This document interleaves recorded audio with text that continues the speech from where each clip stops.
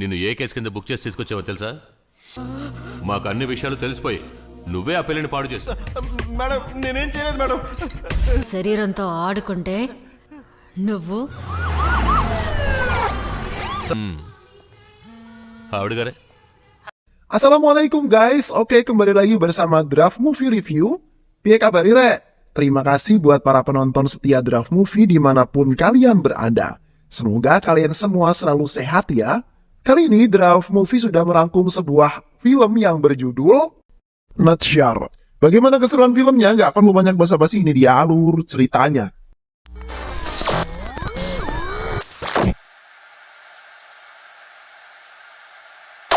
Di awal film, seorang gadis yang bernama Arashi terlihat sedang menunggu seorang di terminal bus. Arashi sedang hamil muda, merupakan korban pemerkosaan di bawah umur. Oleh karena itulah, dirinya berada dalam pengawasan dua orang polisi bernama Natsyar dan juga Feroz. Suatu ketika, Andini berhasil ditemukan oleh kakak iparnya yang bernama Sivanadu. Sivanadu ingin jika Arashi menggugurkan anaknya, karena keluarganya tak sudi jika Arashi melahirkan anak haram tersebut. Itulah alasan mengapa Arashi dibawa paksa oleh si Fudu untuk masuk ke dalam mobil. Untungnya Natsyar datang di waktu yang sangat tepat. Dia terus mengikuti Arashi pergi. Hingga pada akhirnya Natsyar berhasil mencegat mobilnya si Fudu. Dan si Fudu pun kemudian digeret keluar. Natsyar yang kesal langsung menghajar si Fudu. Namun si Fudu berhasil melarikan diri ke dalam hutan. Natsyar lalu bertanya kepada Arashi kenapa si Fudu sampai berani menculik dirinya. Arashi yang polos tak mampu menjawab pertanyaan tersebut. Karena kesal, Natsyar lalu memaksa Arashi untuk menceritakan semua yang terjadi.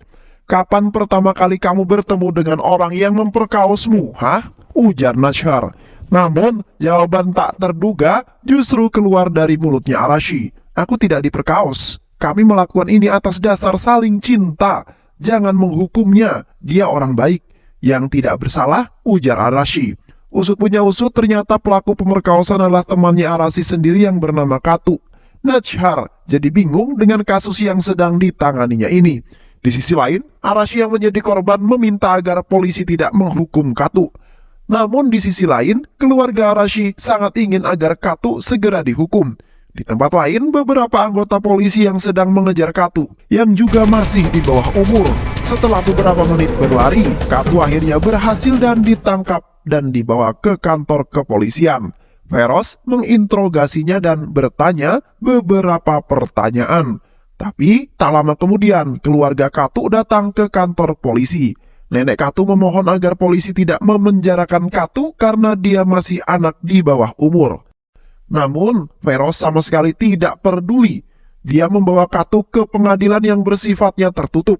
Hal itu dia lakukan karena ingin merahasiakan kasus ini, mengingat korban dan pelaku sama-sama anak di bawah umur. Beberapa waktu kemudian, Natsyar juga sampai di pengadilan bersama Arashi. Arashi justru dengan bahagia menyapa Katu dan mereka pun saling berbicara lewat bahasa isyarat. Katu senang karena Arashi tengah mengandung anak dirinya. Katu dan Arashi memang melihat seperti orang yang saling mencintai. Tapi entah mengapa keluarga Arashi tetap ngotot untuk membawa kasus ini ke ranah hukum. Tak lama kemudian, Natsyar meminta kepada hakim agar mengizinkannya mengawasi Arashi selama 24 jam.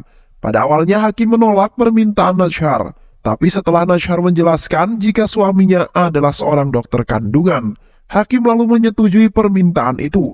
Katu lalu ditahan di pusat penahanan remaja sampai kasus ini selesai dibuktikan. Dia dibawa bersama anak-anak yang bermasalah lainnya menuju ke sana. Arashi yang mengetahui hal itu hanya bisa menangis dan memohon agar Katu segera dilepaskan. Karena itu bukan kesalahannya saja. Arashi dan Katu saling berontak karena tak ingin dipisahkan. Sesampainya di sana, petugas langsung membersihkan dan mengambil sampel darahnya Katu. Katu yang baru saja tiba di sana, tentu saja menghadapi tradisi penjara. Dirinya dijahili dan dibuli oleh remaja tahanan lainnya. Katu yang tak terima lalu melawan dan meladeni mereka semua. Hingga membuat pertikaian pun tak dapat dihindarkan lagi. Tak lama kemudian, seorang petugas sipir datang untuk melerai mereka. Namun sang sipir malah ikut jatuh karena pertikaian itu. Sipir yang kesal lalu membawa Katu ke gudang tahanan. Sipir itu terus mencambuk Katu berulang-ulang sebagai hukumannya. Tak lama kemudian seorang sipir lainnya datang menemui Katu. Dia membawa sepiring makanan karena kasihan kepada Katu. Sipir baik itu lalu bertanya mengapa Katu bisa ada di sini. Barulah di sini Katu menceritakan semua yang terjadi. Mulai dari awal dia bertemu Arashi hingga saat dia menghamili Arashi. Dulu Katu dan Arashi yang masih remaja menghabiskan waktu mereka untuk bekerja membantu perekonomian keluarga masing-masing. Arashi bekerja sebagai pembantu yang sering berganti-ganti majikan, sedangkan Katu bekerja serabutan sebagai karyawan catering. Suatu hari, Katu dan Arashi terlihat sedang menaiki angkutan umum yang sama. Waktu itu mereka belum saling mengenal. Secara kebetulan, mereka turun di tempat yang sama. Karena supir angkot tidak memiliki uang kembalian Arashi, supir lalu memotongnya dari uangnya Katu. Katu yang tak terima terus mengikuti Arashi dan memintanya untuk mengganti uang angkotnya itu. Namun Arashi yang lama-kelamaan kesal langsung memarahi Katu. Dia juga berkata akan mengganti uang tersebut sepulang bekerja nanti. Karena saat ini dia tidak memiliki uang receh. Usut punya usut, ternyata Arashi dan Katu bekerja di tempat yang sama, yaitu di sebuah keluarga yang sedang mengadakan acara hajatan. Katu bekerja di sana sebagai seorang karyawan catering yang di-booking, sedangkan Arashi bekerja sebagai pembantu yang punya hajatan. Sejak saat itu, mereka lalu berteman. Mereka selalu bermain dan menghabiskan waktu secara bersama-sama. Hingga pada akhirnya, rasa-rasa cinta pun kemudian tumbuh di hati keduanya. Cepat Tundria. Beberapa waktu kemudian, Katu yang sedang menjual buah dijahili oleh Arashi dari rumah majikannya. Majikannya lalu meminta Arashi untuk mengurus anaknya karena dia akan pergi bekerja. Majikannya pun kemudian lalu membeli buah-buahnya Katu. Dia meminta Katu untuk mengantarkannya ke dalam rumah. Katu yang mendapatkan perintah itu langsung berlari menuju ke rumahnya. Katu tahu jika orang yang menjahilinya tadi adalah Arashi. Katu lalu mengganggu Arashi dan mereka pun larut dalam suasananya.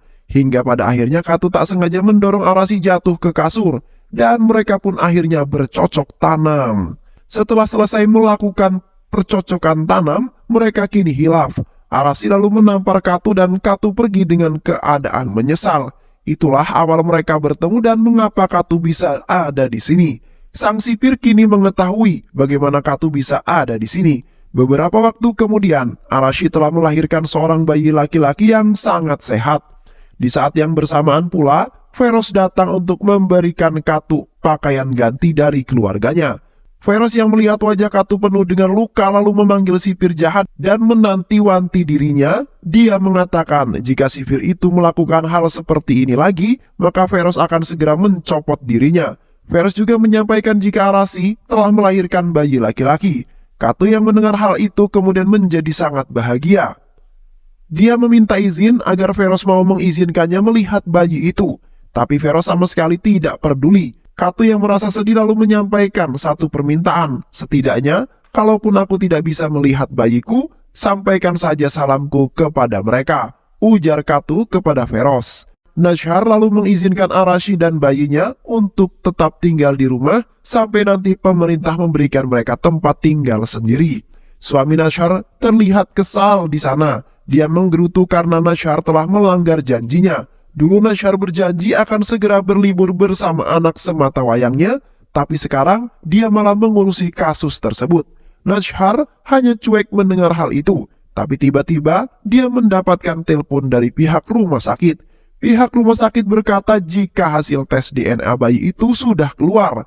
Hasil menunjukkan jika DNA anak tersebut berbeda dengan DNA-nya Katu, yang berarti selama ini Arashi tidak mengandung anaknya Katu. Meski mengetahui kebenarannya itu, Nashar sengaja tidak memberitahukan pada Arashi karena dia berniat menyelidikinya sendiri di rumah. Arashi selalu dibantu oleh Nashar. Hal itu membuat anak sematawayangnya kesal karena ibunya lebih memilih mementingkan orang lain. Suaminya juga terlihat kesal karena Nashar masih menyembunyikan kebenarannya. Arashi lalu bertanya kebenarannya, apakah itu? Namun Nashar tak berniat untuk menjawabnya. Dia mengalihkan pertanyaan itu dengan berkata, apakah Arashi sedih karena berjauhan dengan Katu? Dan Arashi pun mengiyakannya. Nashar lalu bertanya lagi, apakah Arashi sebelumnya juga pernah berjauhan seperti ini? Iya, ujar Arashi. Arashi lalu menceritakan kejadiannya.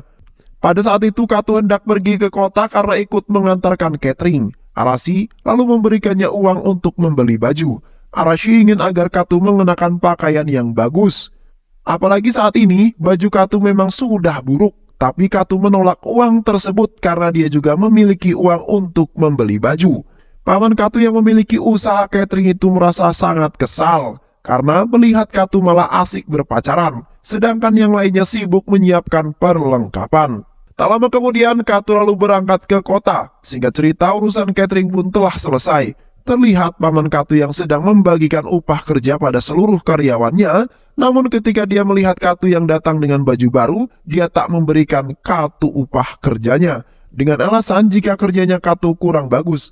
Dia bahkan tega meninggalkan Katu di kota itu. Katu yang tidak memiliki uang dan saudara di sana tentu saja sedih. Dia berpikir bagaimana cara agar dia bisa kembali ke desa. Akhirnya Katu memutuskan untuk kembali dengan berjalan kaki. Di saat yang bersamaan, Arashi menghubunginya lewat telepon majikannya yang baru. Katu lalu menceritakan semua yang terjadi. Arashi yang cemas lalu meminjam uang kepada majikannya yang merupakan seorang rentenir. Majikannya membolehkan Arashi meminjam uang, tapi semua itu tentu saja ada bunganya. Singkat cerita, Arashi lalu pergi menyusul Katu yang ada di kota. Dia tidak tahu di mana Katu berada. Yang dia tahu, Katu sedang berada di kota Palipuram. Dia lalu berangkat dengan bis menuju ke arah yang telah dikatakan. Di sisi lain, Katu terus berusaha untuk mencari tumpangan. Ada salah satu orang yang mau menumpanginya, tapi dia tak sampai ke tempat yang dituju oleh Katu. Akhirnya, Katu kembali berjalan kaki di tengah teriknya panas matahari. Begitupun pula dengan Arashi yang sedang berjalan kaki mencari Katu. Dia berharap agar Katu bisa segera ditemukan. Tapi bukannya bertemu dengan Katu, dia justru bertemu dengan pamannya Katu. Paman Katu lalu memberikan Arashi tumpangan dan hendak membawanya pulang. Mendengar cerita itu, Nashar menduga jika paman Katu lah yang sudah menghamili Arashi. Nashar lalu menangkap pamannya Katu. Paman Katu digantung terbalik dan disiksa dengan sangat kejam. Tapi tak lama kemudian, nenek Katu datang dan meminta pamannya Katu ini dilepaskan. Nenek berkata jika paman Katu tak mungkin melakukan hal tersebut. Selama ini dia tegas kepada Katu karena Katu sering menghambur-hamburkan uangnya. Oleh karena itulah dia menahan upah kerjanya Katu dan memberikan kepada nenek. Dia juga mengantarkan Arashi pulang atas perintah nenek. Mendengar cerita itu tak membuat Nashar merasa bersalah karena belum menemukan petunjuk. Forest selalu memanggil ayahnya Arashi untuk dimintai keterangan. Semenjak kejadian itu dia sudah mempasrahkan semuanya kepada menantunya Shifudo. Shifudo yang mengetahui jika Arashi hamil lalu datang ke rumah sakit dan langsung menamparnya. Hal itu kemudian menarik perhatian seseorang yang ada di sekitarnya. Salah seorang perawat lalu berkata kepada Shifudo jika dia tak perlu mengkhawatirkan hal ini karena mereka bisa menyelesaikannya dengan melakukan pengguguran. Itulah mengapa Shifudo sangat ngotot agar Arashi menggugurkan kandungannya. Setelah mendengar cerita itu, Veros lalu bergerak untuk menangkap Shifudo di kantor kepolisian. Shifudo menyaksikan kekejaman Nashar dalam menyiksa orang yang diduga tersangka. Hal itu kemudian membuat nyali Shifudo menciut dan takut kepada Nashar. Nashar meminta Shifudo agar mengakui jika dia adalah pelakunya. Shifudo yang tak merasa sebagai pelaku tentu saja menolaknya. Namun Nashar terus memaksanya untuk mengaku. Tak lama kemudian Veros menemukan sebuah ide. Dia berhasil mengelabui Shifudo. Veros berencana mencapai dokter kandungan yang pernah Shifudo datangi. Veros berkata jika dia percaya jika Shifudo bukanlah pelakunya. Namun hal itu percuma karena Nashar akan tetap menuduh Shifudo. Oleh karena itu, Veros meminta Shifudo untuk memberikan uang suap jika ingin dijauhkan dari kasus ini. Shifudo benar-benar bingung karena dia tidak memiliki uang. Tapi dia berjanji kepada Veros akan segera mendapatkan uang tersebut. Aku akan meminjam uang temanku yang merupakan seorang dokter, ujar Shifudo. Singkat cerita, Shifudo pergi ke dokter yang dimaksud. Dia tidak menyadari jika intel polisi telah mengikutinya. Ternyata semua yang dilakukan Forest itu hanyalah sandiwara semata. Semua itu dilakukan agar si Fudu pergi ke dokter aborsi. Di dalam klinik, si Fudu menjelaskan maksud kedatangannya jika dia ingin meminjam uang sebesar 3 laks. Dokter itu bertanya untuk apa si Fudu meminjam uang sebanyak itu. Semua uang itu akan aku gunakan untuk menyuap polisi, ujar si Fudu. Si Fudu juga menambahkan jika semua ini salahnya dokter, karena dia tidak mau menggugurkan kandungan Arisha. Meskipun dokter ini ahli aborsi, tapi dia sengaja menolak untuk menggugurkan kandungan Arisa karena menurut dokter menggugurkan bayi yang dikandung oleh anak kecil adalah dosa yang sangat besar. Dokter malah mengusulkan agar keluarga Arisa membesarkan saja anak tersebut. Bahkan dokter itu akan menanggung semua kebutuhan bayi tersebut.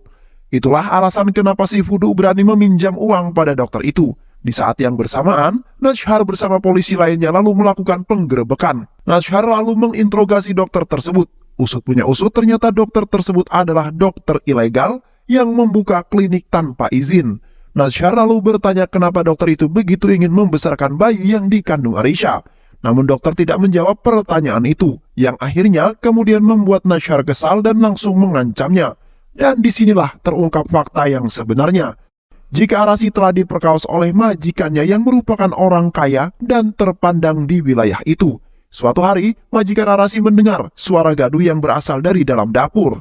Ternyata, suara itu berasal dari sebuah insiden yang membuat Arasi pingsan tak sadarkan diri.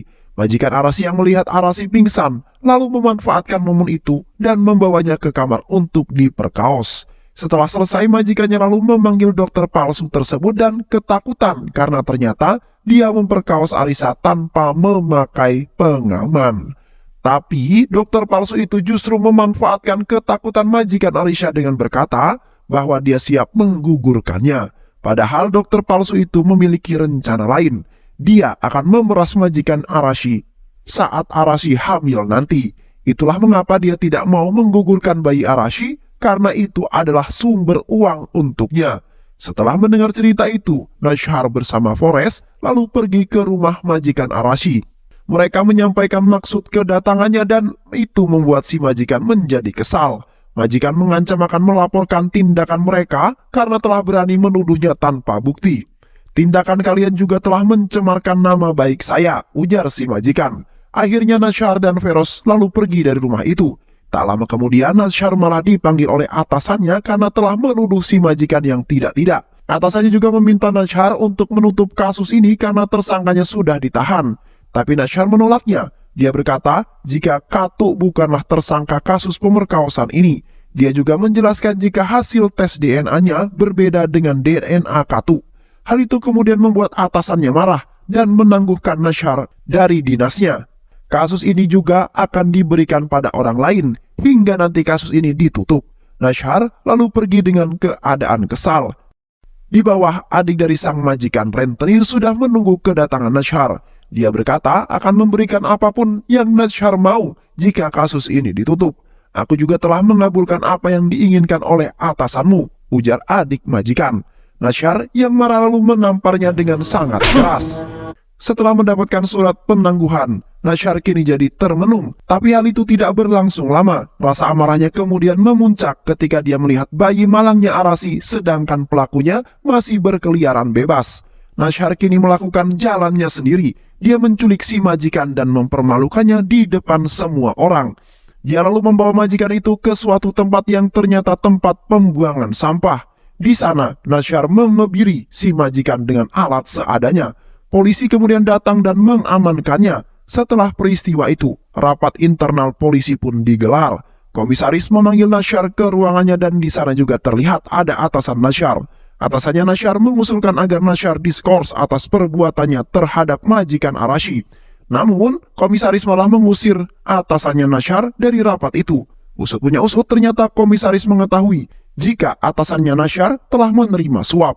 Berdasarkan keputusan rapat, komisaris akhirnya menyampaikan jika Najhar tidak diskors melainkan akan dipindah tugaskan ke desa terpencil. Najhar lalu menerima hukuman itu dengan lapang dada. Dia juga merasa puas karena pelaku pemerkosaan telah mendapatkan hukumannya. Najhar dan suaminya lalu berinisiatif untuk kembali menyatukan Katu dan juga Arashi setelah berpisah cukup lama. Sesampainya di sana, suami Nashar mengusulkan agar mereka mengatakan fakta yang sebenarnya. Jika Katu bukanlah ayah dari anak itu, dia juga meminta izin untuk menyampaikan kepada Katu. Biarkan saya yang menyampaikan kebenaran itu pada Katu, dan kau sampaikanlah kepada Arashi. Setelah mendengar semua penjelasan itu, perasaan Katu kini hancur dan dia menangis sejadi-jadinya. Dia menangis karena anak itu bukanlah anak kandungnya. Katu lalu bertanya apakah Arashi telah mengetahui fakta ini. Kemungkinan iya, ujar suami Nashar. Katu lalu dibebaskan karena tidak bersalah. Ketika dia bertemu dengan Arashi, dia melihat Arashi yang telah menunggunya sambil menangis. Katu berjalan dalam keadaan lemas. Mereka lalu menangis bersama-sama. Arashi lalu membiarkan Katu untuk menggendong bayi itu. Katu lalu pergi menemui Nashar dan langsung memarahinya. Kamu seharusnya tidak memberitahu Arashi selama mengandung anak itu. Dia selalu mengira jika aku adalah ayahnya. Aku tidak peduli jika anak itu bukanlah anakku. Aku tetap akan merawatnya seperti anakku sendiri. Tapi jika Arashi mengetahui bahwa anak ini bukanlah anakku, entah apa yang akan dilakukan olehnya nanti. Namun, Nashar mengatakan suatu hal yang tak terduga. Jika dia sama sekali belum mengatakan fakta itu kepada Arashi. Aku telah menganggap seperti anakku sendiri. Aku tak tega mengatakan hal itu kepadanya. Aku tak ingin membuat hidupnya hancur, ujar Nashar. Katu lalu merasa senang. Dia melihat tangannya dan mengucapkan terima kasih kepada Nashar. Pada akhirnya, Katu dan Arashi pun kembali bersatu. Mereka menaiki bus dengan bahagia bersama bayi yang tak berdosa itu. Dan film pun selesai. Terima kasih udah nonton video ini sampai akhir. Semoga kalian semua terhibur. Jangan lupa subscribe, like, comment, and share ya. Pisang habis dimakan Kunti. Kunti dilepas banyak maunya. Salam undur diri dari Draft Movie. Dan terima kasih buat penonton semuanya. Draft Movie pamit. Sehat selalu. Wassalamualaikum warahmatullahi wabarakatuh.